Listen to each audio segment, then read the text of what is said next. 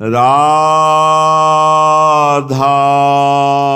वल्लभ श्री हरिवंश। राधा वल्लभ श्री हरिवंश। वृंदावनेश्वरी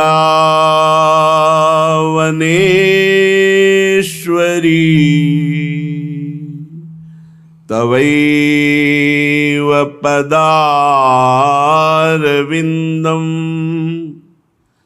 प्रेमामृतैकमकरंद रसौघपूर्णम् हृद्यर्पितं मधुपते स्मर तापमुग्रं निर्वापयत् परमो शीतलमाश्रयामि। परम शीतल माश्रयामि। राधा आजु हरि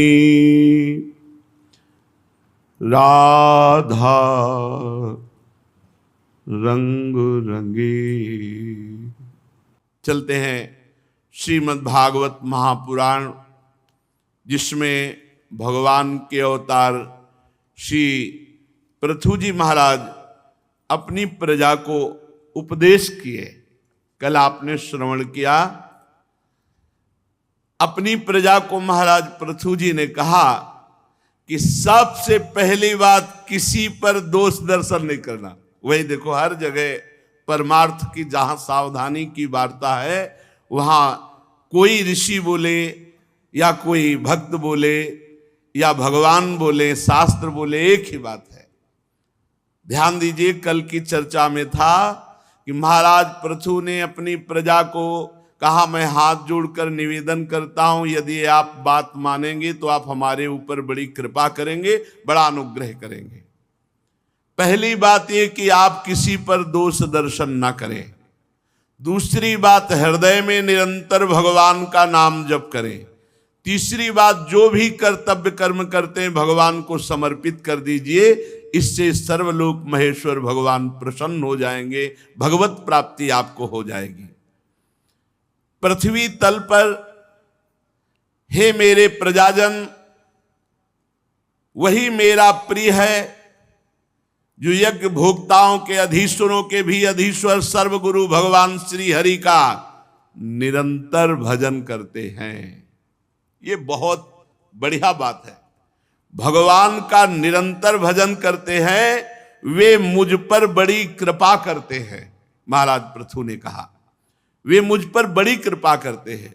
अहो ममामि वितरन्त्यनुग्रहं हरिं गुरुं यज्ञ भुजामधीश्वरं स्वधर्म योगेन यजन्ति मामका निरंतरम छोड़ितले दृढ़व्रता। वो मेरे ऊपर बड़ी कृपा करते हैं, जो मेरी प्रजाजन है, जो यज्ञ भोक्ताओं के अधीश्वर भगवान श्री हरि का निरंतर भजन करते हैं। निरंतर भजन कैसे बनता है? तो कह रहे हैं जो सहनशील हैं, जो तपस्या के धनी हैं, जो तत्वज्ञानी हैं, ऐसे वैष्णवों को और ब्रह्म ऋषियों को जो आदर देता है, पूजन करता है और इनको भोग पवाता है, तो उसके भजन की वृद्धि होने लगती है। निरंतर भजन का अभ्यास कैसे पुष्ट हो? बोले ऐसे भजनानंदी महापुरुषों का सेवन करो, जो सहनशील है, तपस्वी है, तत्वज्ञानी है ऐसे वैष्णव, ऐसे ब्रह्म ऋषियों का आदर, संग और उनको भोजन। सभी से विनय पूर्वक मैं प्रार्थना करता हूं कि सर्वांतर्यामी भगवान वैष्णव सेवा से बहुत जल्दी प्रसन्न होते हैं। जो भगवान की आराधना में तन्मय भक्त जन है, इनकी आराधना से भगवान बहुत प्रसन्न होते हैं। पूज्य श्री सुदामा कुटी के महाराज जी, उन्होंने कहा वैष्णव सेवा का तुरंत फल होता है, तुरंत फल होता है। हृदय में तुरंत वैष्णव सेवा से आपके परिवर्तन शुरू हो जाएगा। संत सेवा का तुरंत फल होता है। यहां श्री पृथु जी महाराज कह रहे हैं, जो स्वयं प्रकाश सर्वांतर्यामी भगवान को प्रसन्न करना चाहता है, उसे निरंतर भजन करना पड़ेगा। और निरंतर भजन के लिए जो सहनशील हैं, तपस्वी हैं, तत्वज्ञानी हैं, ऐसे वैष्णव और ऐसे ब्रह्म ऋषियों का आदर, सम्मान, संग और उनको भोजन पवाना। आप सभी से मैं विनय पूर्वक कहता हूं, ब्रह्म ऋषियों की सेवा करने से बहुत जल्दी भगवान प्रसन्न होते हैं। वैष्णव सेवा, ब्रह्म ऋषियों की सेवा अगर नित्य बनने लगे तो बहुत जल्दी चित्त शुद्ध होकर के बिना ज्ञानाभ्यास के उसे मोक्ष पदवी प्राप्त हो जाएगी। बिना तत्व ज्ञान के अभ्यास के कि सब में भगवान है, ऐसा कुछ लगाने की जरूरत नहीं। हृदय पवित्र हुआ, यह अनुभव हो जाएगा, जित देखो तित श्याममयी। कैसे पवित्र होगा? पृथु महाराज अपनी प्रजा को कह रहे हैं, जो रोज संत सेवा करता है, वैष्णव सेवा करता है, ब्रह्म ऋषियों की सेवा करता है, इस लोक में वैष्णव और ब्रह्म ऋषियों से बढ़कर दूसरा कौन हो सकता है? एक बहुत काल तक अग्नि में हवन करे और एक वैष्णव को भोजन पवा दे, तो वैष्णव भोजन पवाने से भगवान बहुत जल्दी प्रसन्न हो जाएंगे। इंद्रादि यज्ञीय देवताओं को जो हवन किया जाता है, उससे ज्यादा तत्वज्ञानी ब्रह्म ऋषि और भगवत भक्तों को जो श्रद्धा पूर्वक प्रसाद पवाया जाता है, तो चेतना शून्य होम यज्ञ में वो लाभ प्राप्त नहीं होता जो चैतन्य वैष्णव ब्रह्म ऋषियों के पवाने से होता है। यद ब्रह्म नित्यम विरजम सनातनम श्रद्धा तपो मंगल मौन संयमई समाधिना बिभ्रतिहार्थ दृष्टये यत्रेदमादर्श इवाव भासते तेषामहं पाद सरोजुरेणुर् मायावहे आदि किरीट मायु यम नित्यदा बिभ्रत आसु पापम नश्यन्त्यमु सर्वगुणा भजन्ति गुणायनम शीलधनम कृतज्ञम वृद्धाश्रयम संवृणितेनु संपदा प्रसीदताम ब्रह्म कुलम गवाम च जनार्दना सानुचरस्वमह्यम। आहा, बहुत सुंदर बात कह रहे हैं। जैसे दर्पण साफ हो तो अपना प्रतिबिंब दिखाई देने लगता है, ऐसे ही जब हृदय निर्मल होता है तो ब्रह्म का साक्षात्कार स्वयं हो जाता, कोई प्रयास नहीं करना पड़ता। और हृदय की शुद्धि के लिए श्रद्धा तपो मंगल मौन संयमई, जो भगवत श्रद्धा से युक्त हैं, भगवत तपस्या संलग्न है, जो मंगलमय आचरण करते हैं और ज्यादातर मौन रहते हैं, ऐसे संयमीय जो वैष्णव जन हैं, जो भगवत भक्त हैं, जो ब्रह्म ऋषि जन हैं, उनकी जो आराधना करता है उसका हृदय निर्मल हो जाता है। हृदय निर्मल होने पर ऐसे ब्रह्मबोध, ऐसे भगवत साक्षात्कार हो जाता है जैसे दर्पण साफ होने पर अपना प्रतिबिंब दिखाई देता है। तेषामहं पाद सरोज रेणुर माया वहे याद किरीट मायु। मैं ऐसे ब्रह्म ऋषि वैष्णव जनों की चरण कमल की धूली अपने मुकुट पर धारण करता हूं, आयु पर्यंत धारण करूंगा, क्योंकि वो चरण रज धारण करने से तत्काल सारे पाप नष्ट हो जाते हैं और भगवत सेवा संबंधी सद्गुण प्रकट हो जाते हैं। अर्थात अपनी प्रजा को उपदेश कर रहे हैं, वैष्णव सेवा करो, ब्रह्म ऋषियों की सेवा करो, उनका चरण धोवन अपने माथे पे धारण करो। बड़ी बड़ी यज्ञों से भगवान जैसे संतुष्ट नहीं होते, वैसे अपने भक्तों को पवाने से, ब्रह्म ऋषियों को पवाने से संतुष्ट होते हैं।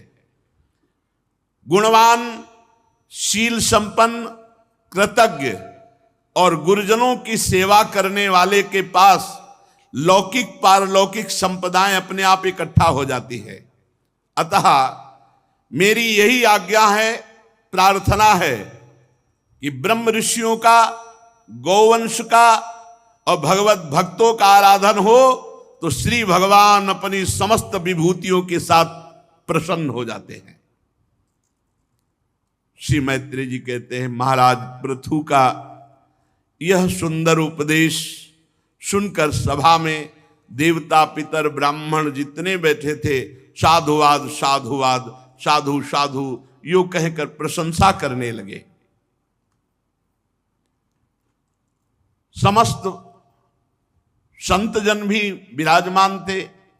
उन्होंने कहा, पुत्र के द्वारा पिता कैसा भी पापी हो पुण्य लोकों की प्राप्ति कर लेता है। आज ये यथार्थ सत्य पापी वेन का निस्तार हो गया कि आप जैसे पुत्र प्रकट हो गए।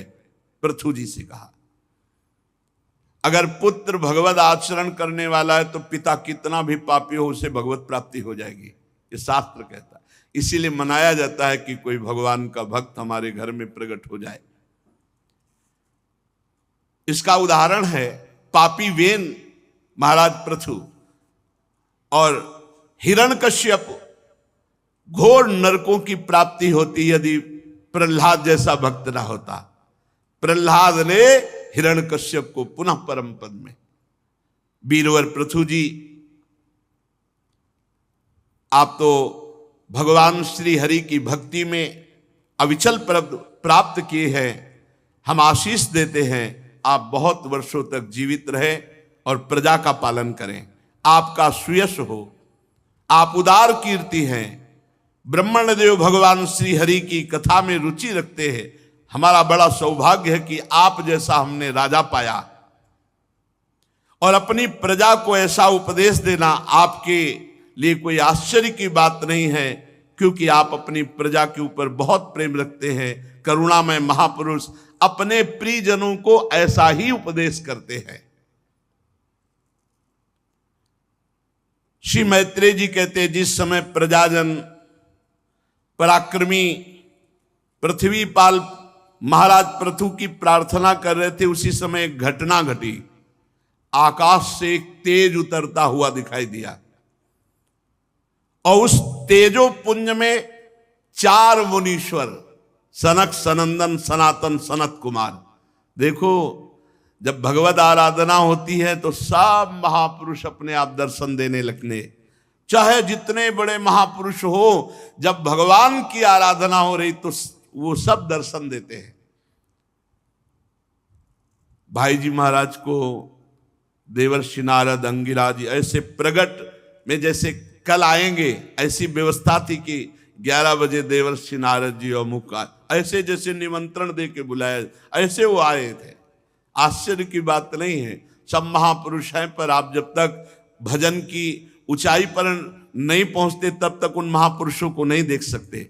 अभी पृथु जी से ये महात्मा जन कह ही रहे थे कि धन्य है आप जैसा पुत्र जो वेन का उद्धार कर दिया, जैसे प्रहलाद जी ने हिरण्यकश्यप का उद्धार किया। धन्य है, क्योंकि आप हरि के चरणारविंद में अबाध भक्ति युक्त हैं। आप चिरंजीवी हों, बहुत वर्षों तक जीवित रहकर प्रजा का पालन करें। इतने में देखा आकाश से एक तेज उतर रहा है। वो तेज 4 मुनीश्वरों का, सनक, सनंदन, सनातन, सनत कुमार। महाराज पृथु देखते ही पहचान गए कि ये तो सिद्धेश्वर सनकादि है। आकाश से उतरकर महाराज पृथु के समीप ही राजा ऐसे जैसे किसी को प्राण मिल जाए सनकादि की तरफ दौड़ पड़े और उनके चरणों में गिर पड़े, सनक सनंदन सनातन सनत कुमार के चरणों में। फिर अर्घ पाद्य आदि विनयवश गर्दन झुकाए हुए विधिवत पूजा की, चरणोदक उतारा। सनक सनातन का जब सोचो चरणोदक इन महापुरुषों का चरणोदक पिया, माथे पे अपने संपूर्ण जो अनुचर सबको चरणोदक। मान लो अगर संतों की चरण रज संतों का चरणोदक पीते हो, उच्छिष्ट पाते हो, भगवत प्राप्ति निश्चित। हम आपसे कई बार इसीलिए कहा करोड़ों बार होती तो भगवान का जो रोज चरणामृत पीते हैं, प्रभु का चरणामृत पीते हैं, उनको भगवत प्राप्ति में कोई संशय है? अकाल मृत्यु हरणम सर्व व्याधि विनाशनम श्री कृष्ण पादोदकम पीत्वा पुनर्जन्म न विद्यते। कितने कितने बार जो रोज भगवान नाम जप करते हैं, चतुरासी जी का पाठ करते हैं, गोपाल शास्त्र नाम का पाठ करते हैं, भागवत का श्रवण करते हैं, भगवत प्राप्ति स्वाभाविक। बस हम अपनी दुराचार प्रवृत्ति जनित मन बुद्धि को रोक नहीं पा रहे, इसलिए अनुभव नहीं हो रहा है।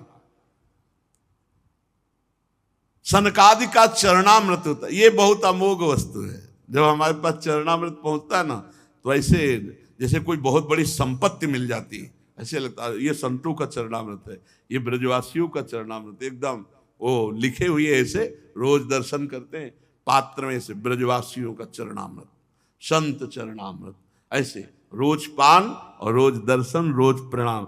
आप लोग भी करो। अगर इतना भी चरणामृत संतों को मिल जाए तो खूब उसमें सालों जल मिला करके पियो, चरणामृत ही रहता है। और संत बड़े कृपाल हो, चरणामृत मिल जाता है। अपने यहां तो प्रायः करुणा बरसती रहती है, संत भगवान ऐसे चरणा। तो अगर आप लोगों को लगे तो थोड़ा मांग लिया, मांगने से भी मिल जाए तो बहुत बड़ी बात। 2 बूंद ले लिया, उसी में 1 लीटर जल मिला दिया और रोज थोड़ा थोड़ा पान के, बहुत लाभ मिलता है, बहुत लाभ। चरणोदक को अपने सिर पर धारण किया, पान किया और ऐसे बड़ा लाभ। फिर जैसा संत पुरुषों से विनय पूर्वक व्यवहार किया जाता है,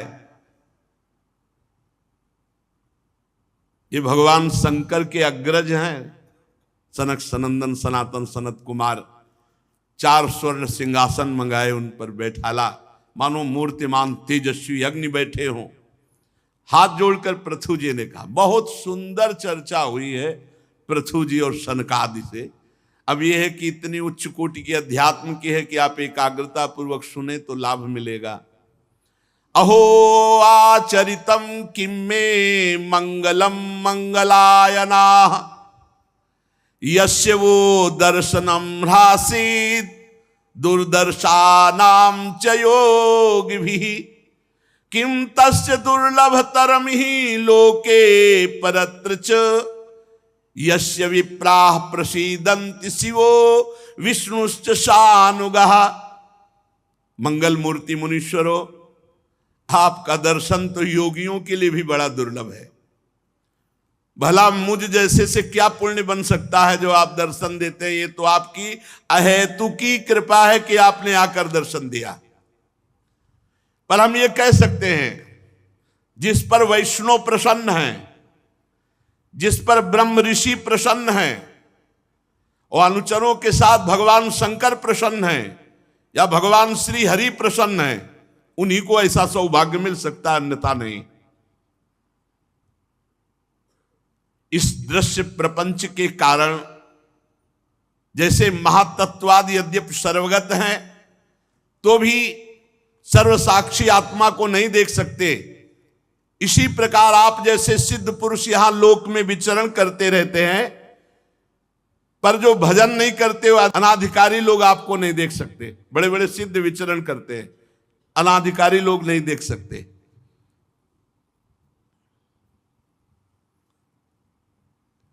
कई बार महापुरुषों के दर्शन होते हैं अव्यक्त रूप से। एक बार बहुत एकांत क्षेत्र, पीछे देखा है बड़े अवधूत कोटि के संत खड़े थे और उन्होंने कहा जीवन में 3 बातें सदैव याद रखना, बिना किसी प्रश्न के, बिना ऐसे। बड़े अवधूत कोटि के महापुरुष एकाग्रता पूर्वक उन 3 बातों को पहली बात, कभी भगवान का विस्मरण मत करना। दूसरी बात, कभी धन अपने नाम मत रखना। तीसरी बात, अपने नाम कभी कोई जमीन मत रखना। महापुरुष जन जब देखते हैं कि इस साधक में भगवत प्राप्ति की लालसा है तो आगे से आगे आपको पूछने की जरूरत नहीं पड़ेगी। आप जैसे सिद्ध महापुरुष लोक में विचरते रहते हैं, पर जो भजन नहीं करते अनाधिकारी लोग, वो आपको नहीं देख पाते। जिनके यहां आप जैसे महापुरुष थोड़ा जल ले लें या आसन स्वीकार कर लें, बैठ जाएं, कोई पदार्थ स्वीकार कर लें, कुछ ले लें, वो धन्याति धन्य हो जाते हैं। आप जैसे महापुरुष कुछ सेवा स्वीकार कर लें। जिनके घरों में भगवत भक्तों के चरणामृत का छींटा नहीं पड़ा, वो चाहे जितना वैभव संपन्न हो, वो भूतों के रहने वाले घर के समान है। वो व्यर्थ है, अपवित्र घर है जिनमें भक्तों का चरणोदक नहीं पड़ा। और भगवान की कृपा से सौभाग्य से अपने लोगों को बचपन में से ये सौभाग्य मिल रहा है। 8 सन्यासी महात्मा जन जहां दूर से दंड लिए दिखाई दे तो दौड़ो स्वामी जी आ रहे, सब साष्टांग दंडवत, थाली लोटा जो कुआं से जल निकाल के सबके चरणोदक धोना और फिर पान करो, माथे पे डालो, छिड़के आओ पूरे घर में, फिर उसको पात्र में रख लिया जाता, रोज पवाया।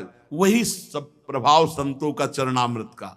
जिनके घरों में संतों का भक्तों का चरणामृत नहीं छीटा पड़ता, वो बड़े बड़े समृद्धियों से संपन्न होने पर भी जिन घरों में भूत रहते हैं ऐसे वो घर हैं, अपवित्र हैं। या जिन खोखले पेड़ों में सांप रहते हैं वो अपवित्र। ऐसे हे मुनीश्वरों, कैसे कहूं कि आपका स्वागत है। स्वागतम वो द्विज श्रेष्ठा यद व्रतानि मोक्षवा चरंति श्रद्धया धीरा बाला एवं बृहंति च। क्योंकि आपने बाल्यावस्था में ही ब्रह्मबोध प्राप्त कर लिया। आप अखंड ब्रह्मचारी हैं, आपका ब्रह्मचर्य अखंड है।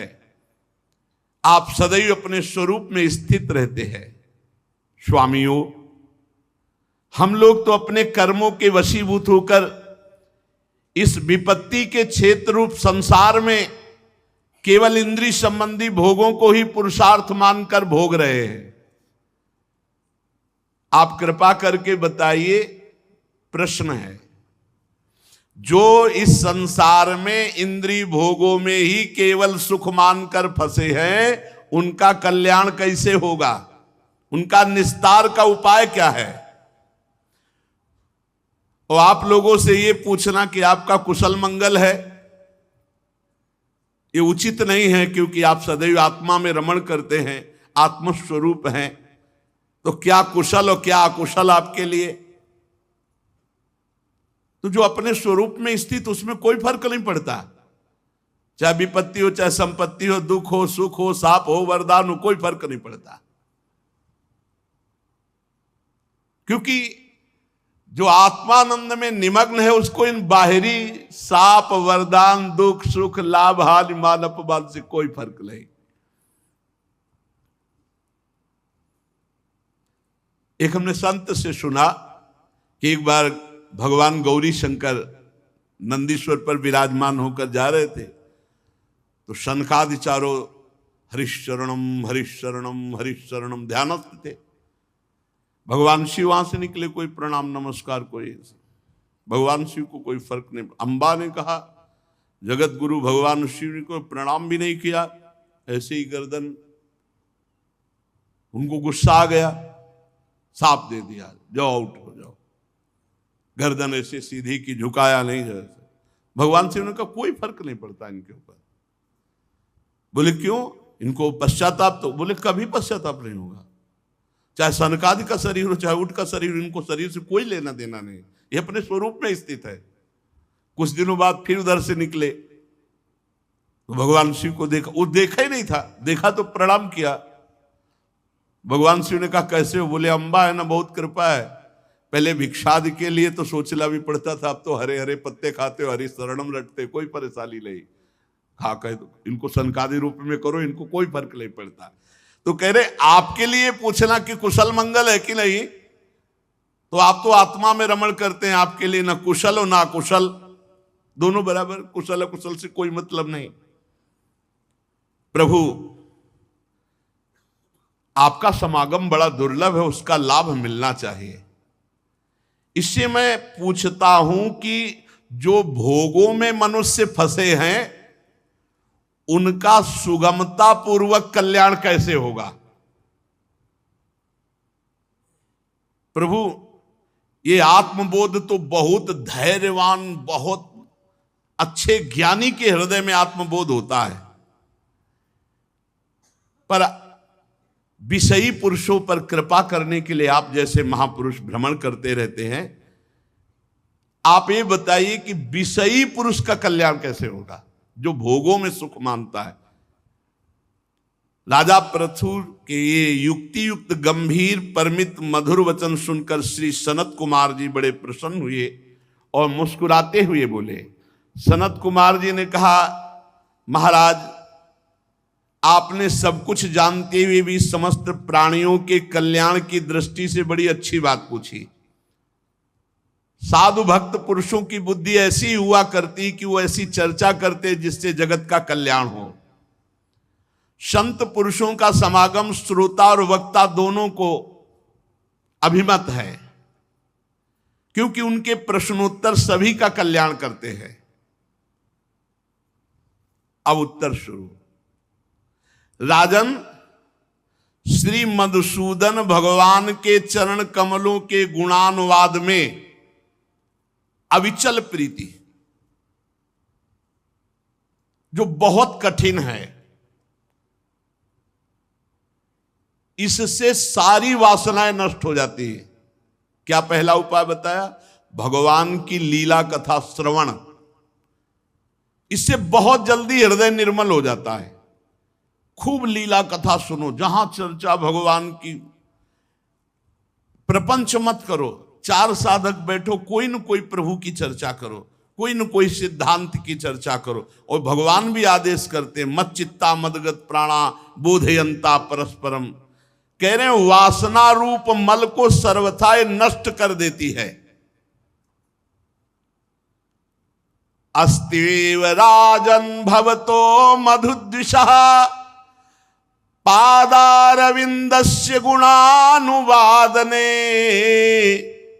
रतिर्दुरापा विधुनोति नैष्ठिकी कामं कषायम मलमंतरात्मनः। जो भगवान श्री मधुसूदन की कथा सुनता रहता है, गुणानुवाद करता रहता है, उसका वासना रूप मल सर्वथा के लिए नष्ट हो जाता है। ये वासना किसी और उपाय से नहीं नष्ट होती, केवल भगवत चर्चा से।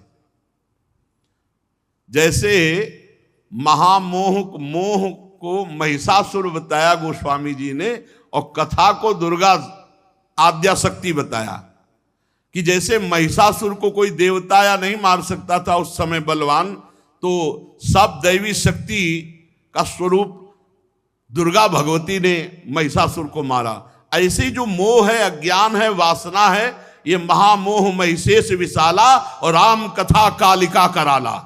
माता जी ने वो रूप धारण करके मार डाला महिषासुर को, ऐसे ही भगवान की चर्चा हमारी वासना को, मोह को ये नष्ट कर देती है।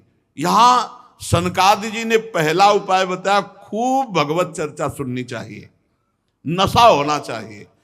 और ये साधक का नहीं, ये सिद्धों का भी है। भगवान शंकर को क्या जानना है, कागभूषुंड जी के यहां हंस बन करके रोज चर्चा सुनते हैं, और जब वहां नहीं जाना होता तो अंबा जी श्रोता बन जाती है, भगवान शिव चर्चा करने लगते हैं अंबा जी से ही।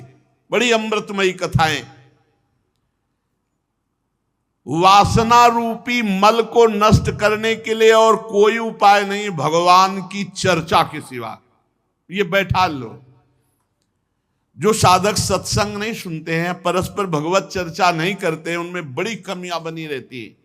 पहली बात तो ये अहंकार बना रहता है कि हम श्रेष्ठ हैं, और बहुत से अंदर दोष बने रहते हैं, वो सत्संग के द्वारा ही नष्ट होते हैं। शास्त्र जीवों के कल्याण के लिए भली भांति विचार करने वाले हैं। उनमें आत्मा से भिन्न देहादि के प्रति वैराग्य और अपने स्वरूप में सुदृढ़ अनुराग होना, ये कल्याण का साधन निश्चित किया गया है। भगवान की लीला कथा सुनने से वासना मल का नाश होता है। जो ही वासना नष्ट होती तो शरीर से वैराग्य होता है। शरीर तीन है, स्थूल सूक्ष्म कारण। तीनों शरीर से जहां वैराग्य हुआ तहां आत्मस्वरूप में दृढ़ रति होती है, और आत्मस्वरूप में आत्मरति हो जाना ही जीवन का परम लक्ष्य है, परम कल्याण है। आत्मा हमारे प्रभु हैं, आत्मा हमारे आराध्य देव हैं। ये बात एक शब्द में कह गए।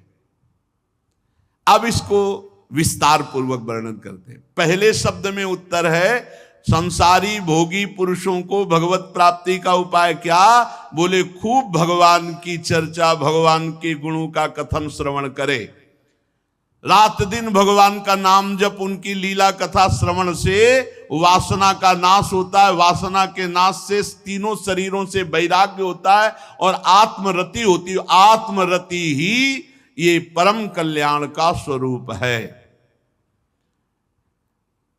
अब उसको विस्तार से कह रहे हैं। जिसको अपना परम कल्याण चाहिए वो पहले सद्गुरुदेव भगवान का वरण करे, क्योंकि बिना गुरुदेव के, बिना गाइड के इस भूल भुलैया संसार से पार नहीं हुआ जा सकता। इसीलिए भगवान की प्राप्ति के लिए जो हम नाम जप कर रहे हैं, जो कथा सुन रहे हैं, इसका पहला फल होगा सद्गुरुदेव की प्राप्ति। एक संत आए थे सिख धर्मावलंबी, तो उन्होंने कहा कि हमने तो गुरुवाणी जी में पढ़ा है कि पूर्ण पुरुष मिले बिना, पूर्ण गुरु मिले बिना जीव का कल्याण नहीं होता। ऐसे नाम जब कर रहा है तो पूर्ण उससे गुरु नहीं मिले तो क्या कल्याण हो जाएगा? तो हमने कहा हाँ, क्या कल्याण होगा? वो नाम जब उसे पूर्ण गुरु से मिलाएगा और फिर गुरु जो नाम देगा उसे भगवत प्राप्ति करा देगा। तो यहां कह रहे हैं कि शास्त्र श्रवण हमारे अंदर जिज्ञासा प्रकट करेगा, भगवत प्राप्ति की मुमुक्षुता प्रकट करेगा, और उसके लिए हमें सद्गुरुदेव का वरण करना होगा, सद्गुरुदेव का आश्रय लेना होगा। बिना सद्गुरुदेव के चाहे शिव बिरंच सम होई, गुरु बिनु भव निधि तरे न कोई। सद्गुरुदेव शास्त्र के सूक्ष्म वचनों को अनुभव करके बोलते हैं, तो उनके वचनों में विश्वास रखना होगा। जो हमारे गुरुदेव कहें उनके वचनों पर बिल्कुल दृढ़ विश्वास। और जो गुरुदेव भागवतिक आचरण का उपदेश करते हैं वैसे ही आचरण करें।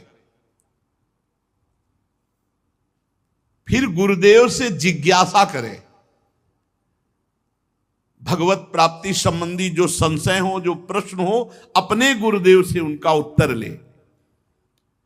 गुरुदेव के द्वारा जो निष्ठा जागृत होती, कई तरह की निष्ठा होती, धाम निष्ठा, नाम निष्ठा, गुरु निष्ठा, सेवा निष्ठा, योग निष्ठा, ज्ञान निष्ठा, भक्ति निष्ठा, बड़ी निष्ठाएं होती। तो गुरु के द्वारा प्राप्त निष्ठा युक्त हो, और निष्ठा से योग योगेश्वर भगवान की उपासना में। और जो लोग केवल धन, इंद्री, स्त्री इसी में आसक्त हैं, भोगों में, उनसे दूरी बनाकर रखे, इनसे गोष्ठी न करे, इनसे मिले न, बहुत जहरीला स्वभाव होता है। अर्थेंद्रिया राम संगोष्ठो तृष्णया। अगर ऐसे इंद्रियारामी पुरुषों से मिलोगे तो भोगों की तृष्णा तुम्हें परेशान कर देगी। सदगुरु का वरण, उनके वचनों पर विश्वास, उनके द्वारा बताए हुए भक्ति के क्रियात्मक आचरण, उनसे प्रश्न उत्तर, जो भी आपके अंदर संशय हो, फिर उनके द्वारा प्राप्त निष्ठा, धाम निष्ठा, नाम निष्ठा, गुरु निष्ठा, सेवा निष्ठा, योग निष्ठा, जो निष्ठा का अधिकारी, उससे योग योगेश्वर भगवान श्री हरि की उपासना, और फिर धन, अर्थेंद्रिया राम संगोष्ठ तृष्णया।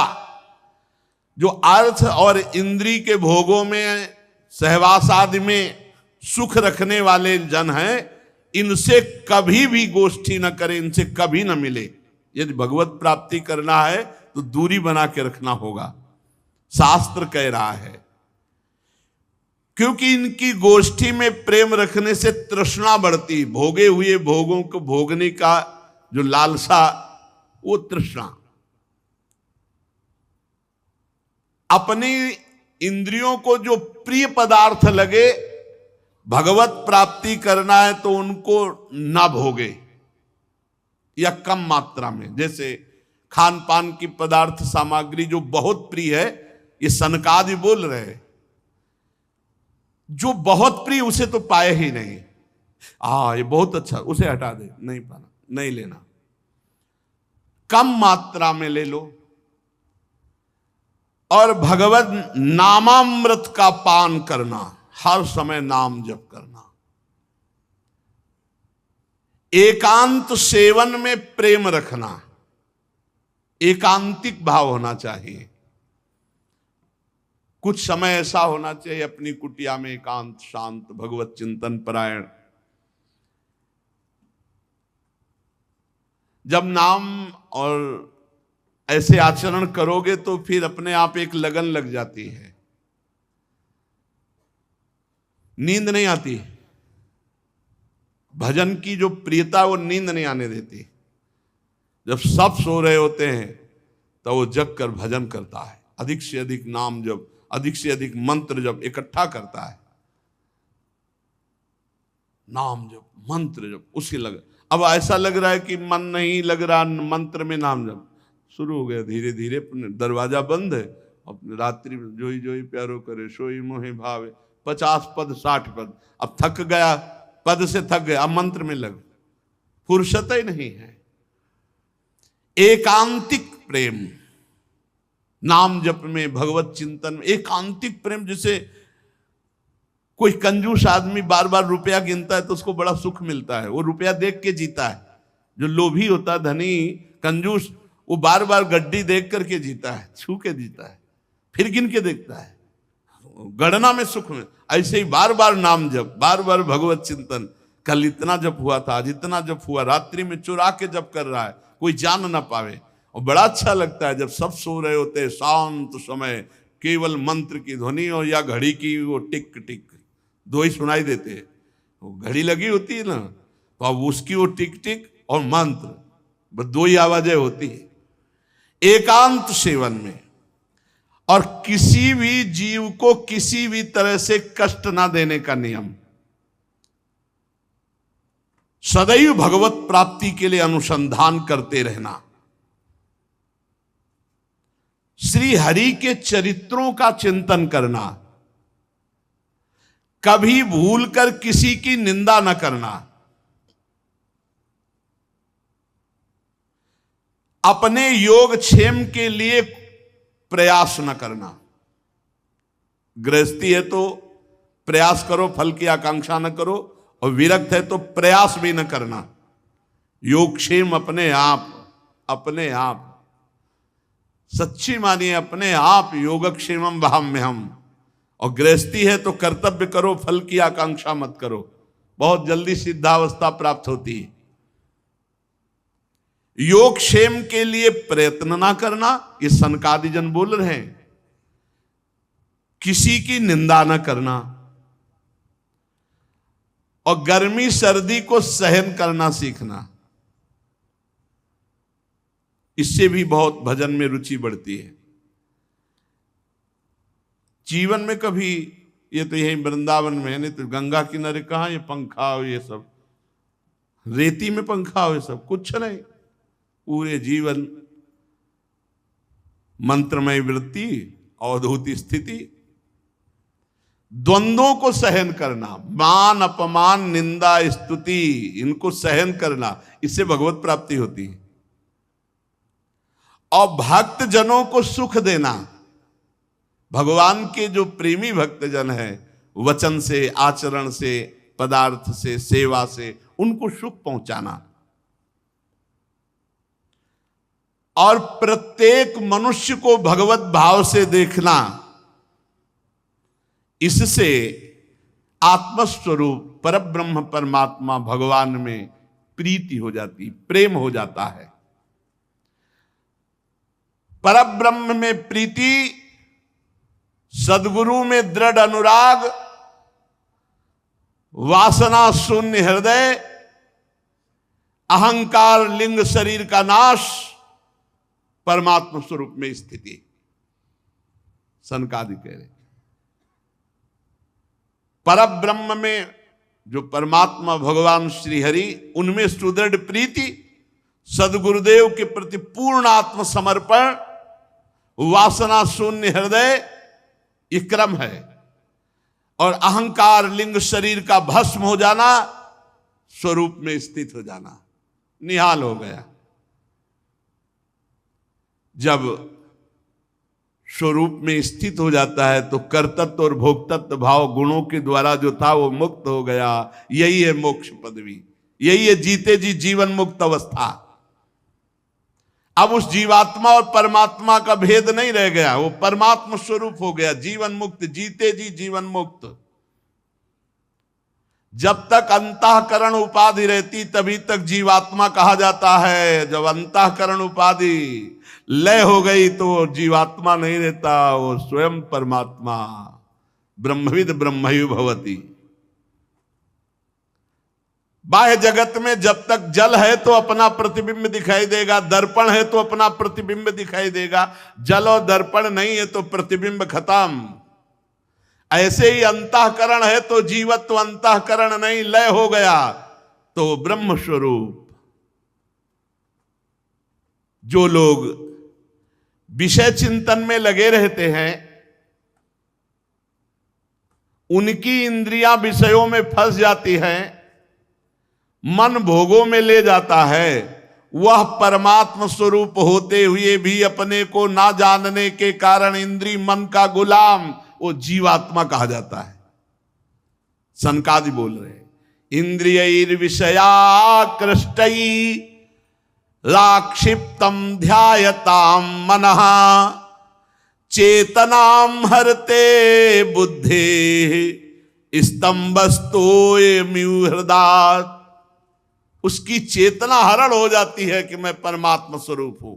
वो देहाभिमानी बनकर मन और इंद्रियों के साथ भोगों की गुलामी स्वीकार करता है। ये इंद्रिय और मन भोग बुद्धि की विचार शक्ति का अपहरण कर लेते हैं। विचार शक्ति नष्ट होने पर उसकी ये स्मृति चली जाती है कि मैं भगवत स्वरूप हूं, मैं भगवान का अंश भगवत स्वरूप हूं।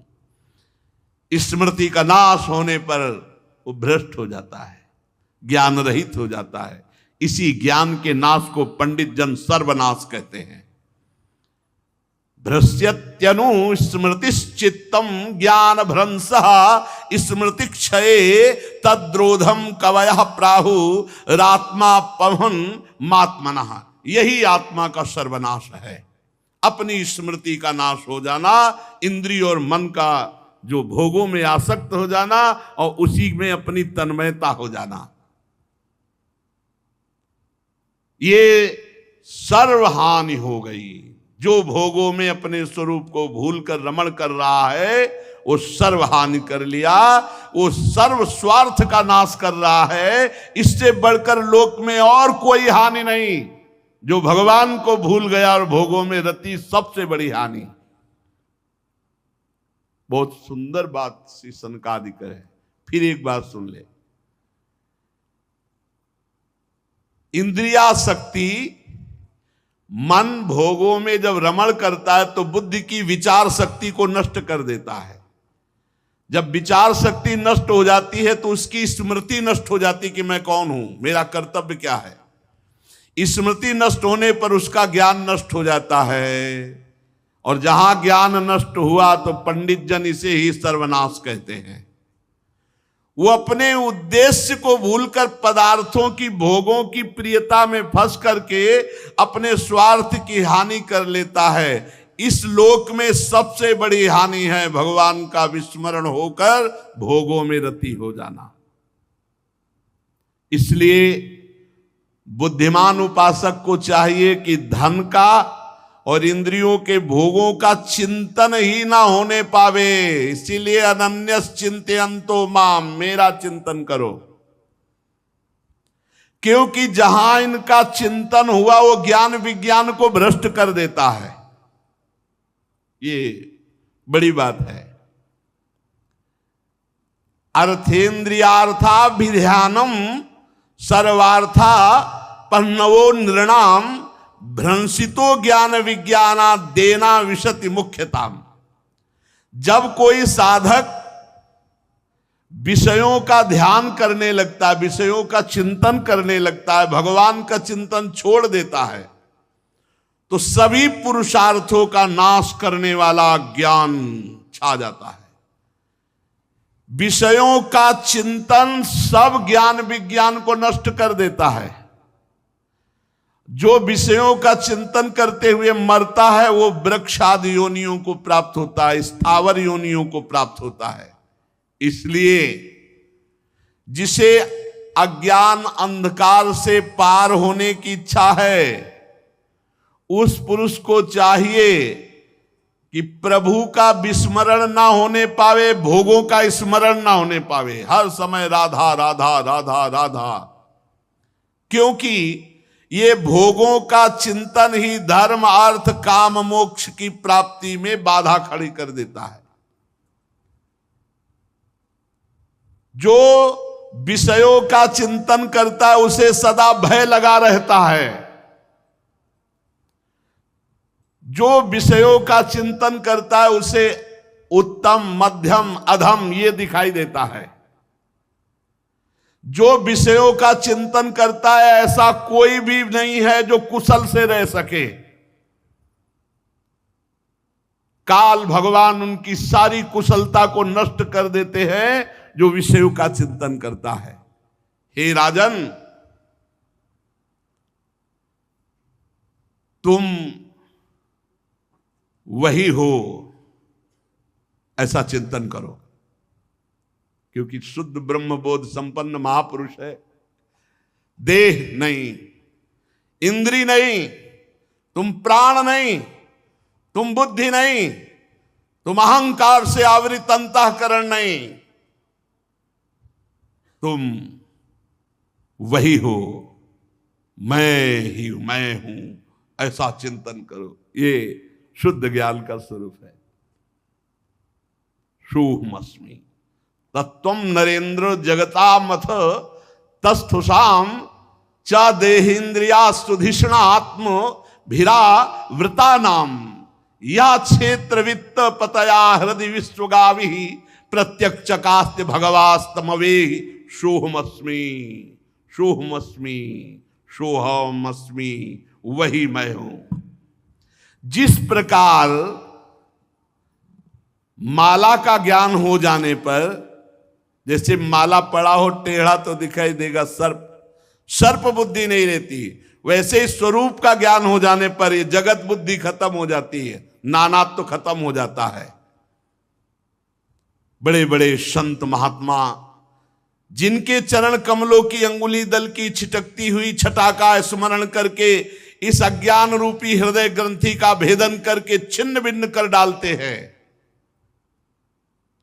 बड़े बड़े सन्यासी जन जिनको रिझाने के लिए आराधना करते हैं, उन भगवान वासुदेव का भजन करो। दो मार्ग तत्काल बता रहे हैं। एक बता रहे तुम देह नहीं हो, इंद्री नहीं हो, प्राण नहीं हो, बुद्धि नहीं हो, अहंकार से आवृत अंतःकरण नहीं हो, तुम वही हो मैं ही मैं हूं। और दूसरा कह रहे, क्योंकि हर साधक संत महात्मा जिनके चरण कमलों के अंगुली दल की छिटकती हुई छटा का स्मरण करके अहंकार रूपी हृदय ग्रंथि का छिन्न भिन्न भेदन कर डालते हैं, उन भगवान श्री कृष्ण का तुम भजन करो। जो लोग मन और इंद्री रूपी मगरों से भरे हुए संसार सागर को योग आदि के द्वारा पार करना चाहते, तो पार करना बहुत कठिन है। लेकिन जो कर्णधार रूपी श्री हरि का आश्रय लेकर उनकी आराधना रूपी नौका पर बैठ जाते हैं, वो इस भव समुद्र को सहज में पार कर जाते हैं। ये बढ़िया मार्ग, भगवान का आश्रय लेकर भगवान का नाम जप करते हुए संसार समुद्र से पार हो जाते सहज में। ब्रह्मा जी के पुत्र आत्मज्ञानी सनत कुमार जी ने इस प्रकार महाराज पृथु को उपदेश किया। राजा पृथु ने कहा, भगवान दीन दयाल भगवान हरि ने तो पहले ही हम पर कृपा की और पूर्णता आज हुई आपके संयोग से। आप पधारे, हम पूर्ण हो गए। आज हरि ने कृपा की और पूर्णता आज हुई। सनक सनंदन सनातन सनत कुमार जी से कह रहे, आपके दर्शन से।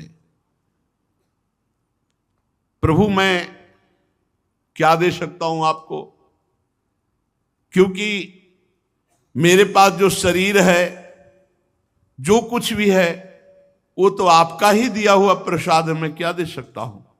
प्राण, स्त्री, पुत्र, सामग्री से भरा हुआ भवन, राज्य, सेना, पृथ्वी, कोश, ये सब आपके चरणों में समर्पित है। ये सब आपका है प्रभु, स्वीकार कीजिए। सनकादि से सेनापतित्व, राज्य, दंड, विधान, संपूर्ण लोकों का शासन, वेद शास्त्रों के ज्ञाता, ये सब आपके ऊपर अधीन है। जो वैष्णव जन है, जो ब्रह्म ऋषि जन है, महात्मा जन है, वो किसी का दिया नहीं खाते, वो अपना खाते हैं, अपना पहनते हैं, अपनी वस्तु दूसरों को दान देते हैं, और पूरा संसार उनका दिया हुआ खाता है। महाराज पृथु सनक सनंदन सनातन सनत कुमार से कह रहे, स्वयमेव ब्राह्मणो भुंक्ते स्वम वस्ते स्वम ददाति च तस्यैवानुग्रहेणान्नम भुंजते क्षत्रियादया। ये जितना लोक है, ये ऋषि मुनि और संत महात्माओं के द्वारा दिए हुए खाता है। बड़ा रहस्यमयी बात कह रहे। ये जो ब्रह्म ऋषि जन है, अपना खाते हैं, अपना पहनते हैं, और जो अन्य लोग हैं वो सब उनके द्वारा दिया हुआ खाते हैं। अगर वो ना हो, वो तपस्या ना करे, भजन ना करे, सब लोक नष्ट हो जाए। आप वेद के पारगामी, अध्यात्म तत्व का निश्चय किए हुए महापुरुष हैं। आपका दर्शन अभेद भक्ति की उपलब्धि कराता है। आप परम कृपालु हैं, आप दीनों का उद्धार करने वाले हैं। आप अपनी कृपा से संतुष्ट हो जाएं। आपको कोई इस उपकार का बदला दे सके ऐसा कुछ नहीं है, क्योंकि इसके लिए प्रयत्न करना अपनी हंसी उड़ाना है। कहां आपका आत्मबोध और कहां जागतिक वस्तुएं। प्रभु मैं आपको कुछ नहीं दे सकता, फिर भी ये सब कुछ आपको समर्पित है। सनकादि जी ने पृथु जी के इस उदार स्वभावशील की प्रशंसा की और सबके सामने देखते देखते अंतर्ध्यान हो गए। सनक सनंदन सनातन सनत कुमार महात्माओं में अग्रगण्य महाराज पृथु उनसे आत्मोपदेश पाकर चित्त की एकाग्रता से आत्मा में स्थिर रहने के कारण ऐसा अनुभव हुआ कि मैं कृतकृत्य हो गया हूं। आहा, सनकादि के सत्संग से ऐसा अनुभव हो गया कि अब मैं कृतकृत्य हो चुका हूं। आत्मनिष्ठा समस्त कर्तव्य कर्मों की पूर्ति। महाराज पृथु के 5 पुत्र हुए, विजिताश्व, ध्रुमकेश, हर्यक्ष, द्रविण और वृक।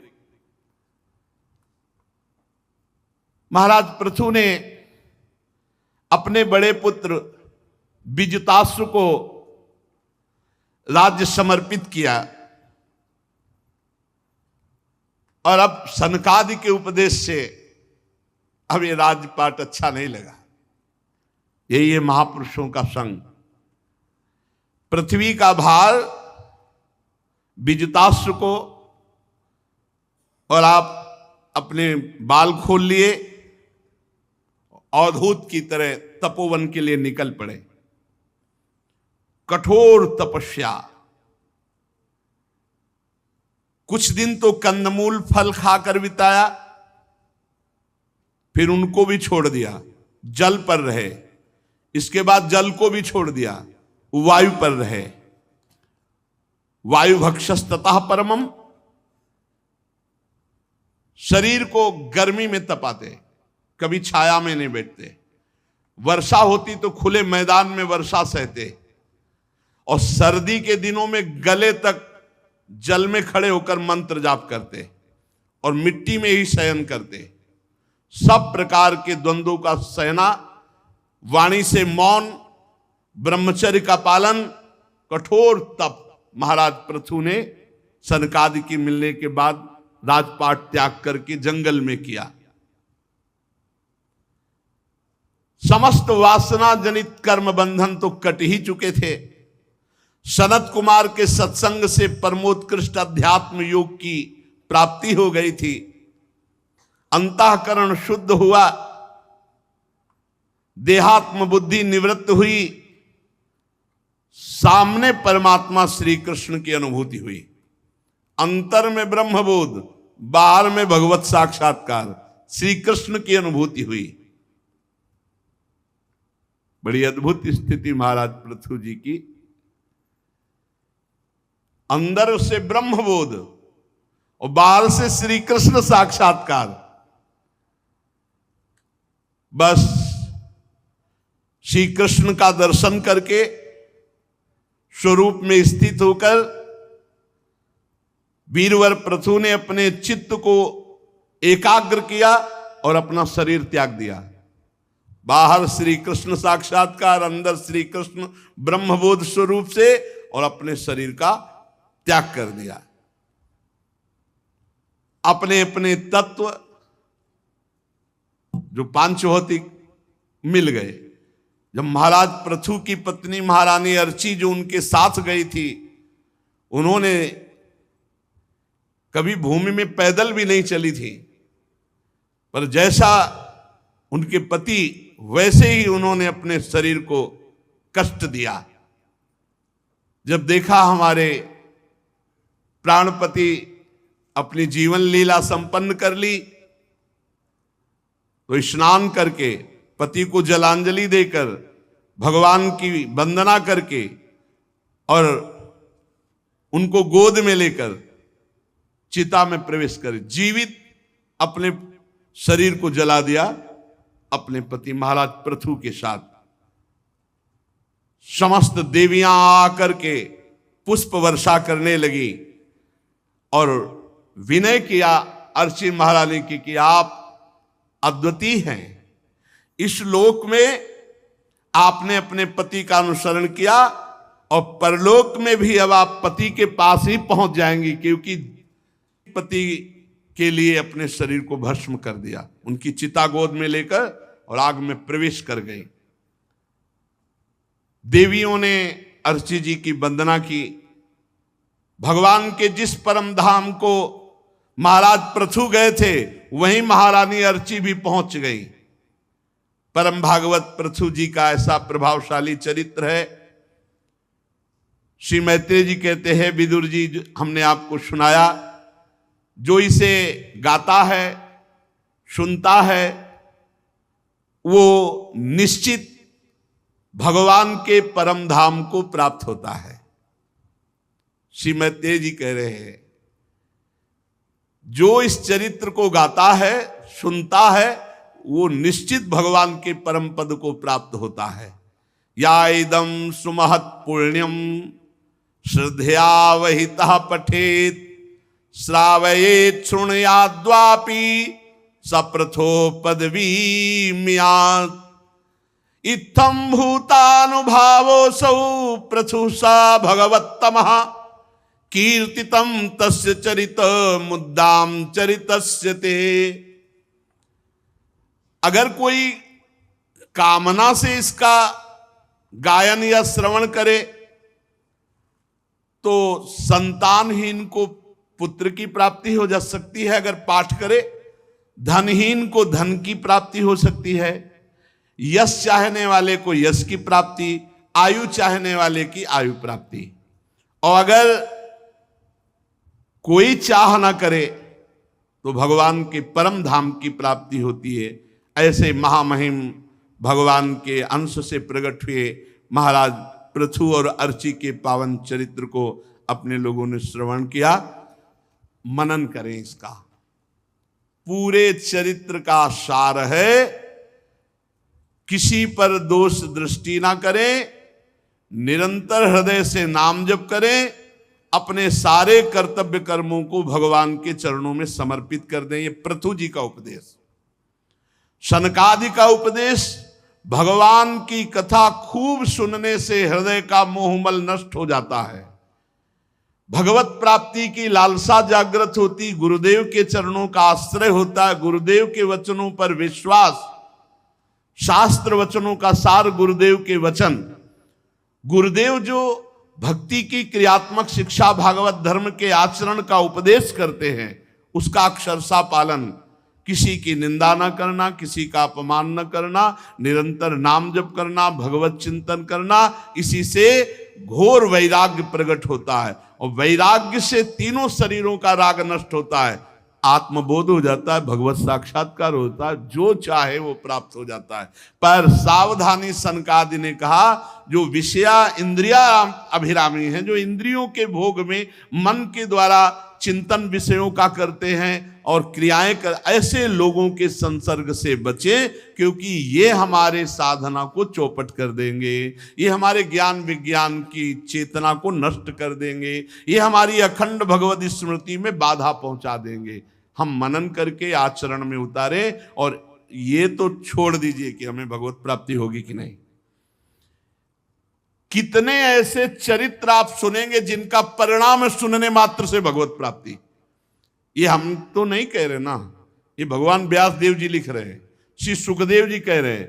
तो जब रजिस्टर हमारा देखा जाएगा ना, तो बहुत ऐसे प्रमाण है जिनमें हमें भगवत प्राप्ति हो जाएगी। ये वृंदावनवासी है, ये कथा सुना है, ये नाम जप किया है, ये दंडवती लगाई है, तो यमराज जी के पास हिसाब नहीं है इनका देने का, तो वो भगवान के हाथ में है हिसाब। और भगवान करुणामय है, भगवान एक पक्ष देखते हैं भक्त का, भगवान दो पक्ष नहीं देखते। जब भगवान के पास हिसाब जाता है तो भगवान एक पक्ष देखते, जन अवगुण प्रभु मान न खाऊ, वो ये नहीं देखते। दीन बंधुवत, ये मेरा है बस, इसने मन वचन कर्म से मेरा सहारा लिया, इसकी जो गलती वो मेरी गलती है, क्योंकि मेरे सहारे था ना, बस पार हो जाते हैं। अपने को भगवत प्राप्ति की चिंता नहीं करनी, अपने को भगवत चिंतन करना है। पूज्य श्री भाई जी हनुमान प्रसाद पोद्दार जी कहते हैं, उत्तम भागवत वो है जो किसी बात की चिंता ना करके हर समय भगवत चिंतन में रहता है। भगवत चिंतन क्या चाहिए? कुछ नहीं, भगवत प्राप्ति नहीं, बार बार जन्म मरण हो, हमें इससे भी मतलब नहीं, इससे भी मतलब। कितनी मस्ती है यार, कितनी मस्ती है। अपने लोग हाय हाय, मतलब किसी की बातें सुनकर ऐसा लगता है कितना डूबा हुआ है चिंता में। अरे फिर काहे के शरणागत, अपनी चिंता। हमारे पास इतने औषधियां हैं कि भवरोग तो जड़ मूल से नष्ट हो ही जाएगा। एक बार जिसने भगवान का नाम ले लिया, एक बार जिसने भगवान का नाम सुन लिया, दुर्गति शब्द से बच गया। एक बार जिन नाम ली हित सु होय। एक नाम त्रैलोक हितारे। हम ऐसे भगवान के दास हैं। तो बोले निरंतर के लिए क्यों कहते हैं? अरे इतना कीमती, हम एक बार जिसकी महिमा है ऐसी, तो हम बार बार जप करके उनका साक्षात्कार इसी जन्म में करेंगे, अंतिम परिणाम की फाइनल की नहीं। वहां हमको रजिस्टर ही गायब करवा देना है, इतना नाम जप करना है कि यमराज रजिस्टर बंद करके और भगवान के पास भेज दे कि अब हमारे से आगे केस बढ़ गया, भगवान के पास हमारा रजिस्टर पहुंच जाए। इसलिए निरंतर नाम जप करो, भगवद आश्रित रहो, भगवत प्राप्ति। तो अरे भगवत प्राप्त हैं, धाम में बैठे हैं, भगवत स्वरूप हैं, हम भूल गए अपने स्वरूप को, इसीलिए हम पछता रहे। इसीलिए उसी भूल को सुधारना है। नाम जप, जहां तक हो सके विषयी पुरुषों से बचो, हर समय भगवान के चिंतन में जैसे हमारी वृत्ति बढ़े वही संग करो, वही शास्त्र पढ़ो, वही आचरण करो, बढ़िया आनंद है। अभी अभी जीवन मुक्त हो यार, कोई बांधे नहीं है। तुम फंसे हो, भगवान ने नहीं फंसा, तुम फंसे, तुम्ही को मुक्त होना है।